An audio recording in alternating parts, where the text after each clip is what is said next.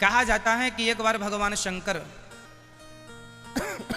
भगवान श्रीमन नारायण से बोले कि मैंने आपके सारे स्वरूप देखे हैं, एक बार मुझे अपना मोहिनी रूप दिखाओ। तो भगवान श्री नारायण भगवान ने कहा, शंकर जी ये रूप मत देखो, आप देखेंगे तो पागल हो जाएंगे। शंकर जी ने कहा, नहीं नहीं, हम तो काम को जीत चुके हैं। मोहिनी भगवान श्रीमन नारायण ने कहा, भले जीत गए हो, आज हार जाओगे, ना देखो तो ही अच्छा। नहीं नहीं, हमें तो आज मन है। जब भगवान श्रीमन नारायण ने अपने आप को मोहिनी बनाया, मोहिनी रूप में स्त्री बना लिया, मोहिनी अवतार लिया ना भगवान ने, स्त्री अवतार।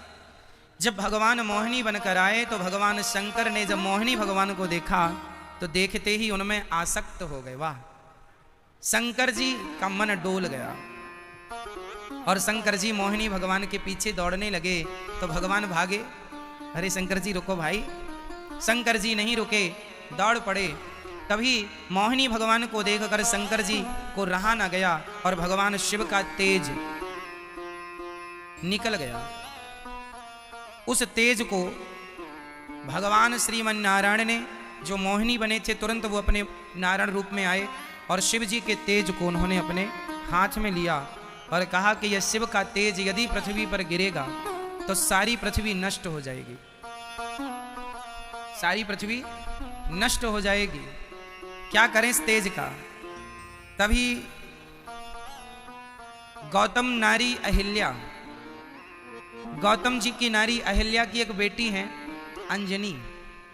अंजनी किसकी बेटी है? माता अहिल्या की। अहिल्या की बेटी को किसी ने बचपन में कह दिया था, अंजनी तुझे कुंवारे में बच्चा पैदा हो जाएगा।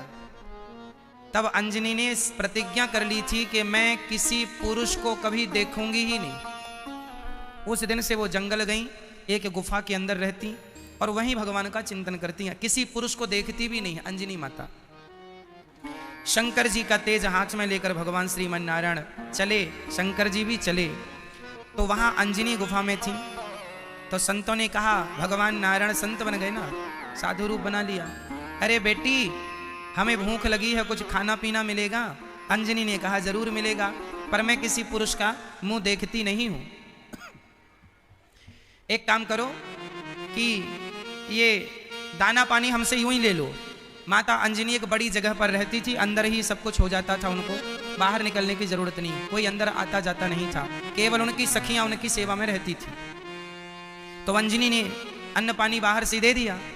तो भगवान बोले, सुनो हम खा तो लेंगे, पर तुमने गुरुमंत्र लिया है, जो गुरुमंत्र नहीं लिया होता हम उसके हाथ का खाना पीना नहीं खाते।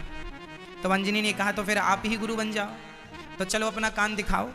तो वहीं से उनने, अंजनी माँ ने अपना कान यूं किया तो वो तो भगवान नारायण थे। भगवान नारायण ने अंजनी के कान से उस वीर्य को, उस तेज को, शंकर जी के तेज को अंजनी के कान में पवन के द्वारा, वायु के द्वारा, वायु से कहा, वायु इसे हाथ से उठाओ और अंदर इसके ले जाके गर्भाशय में स्थापित कर दो।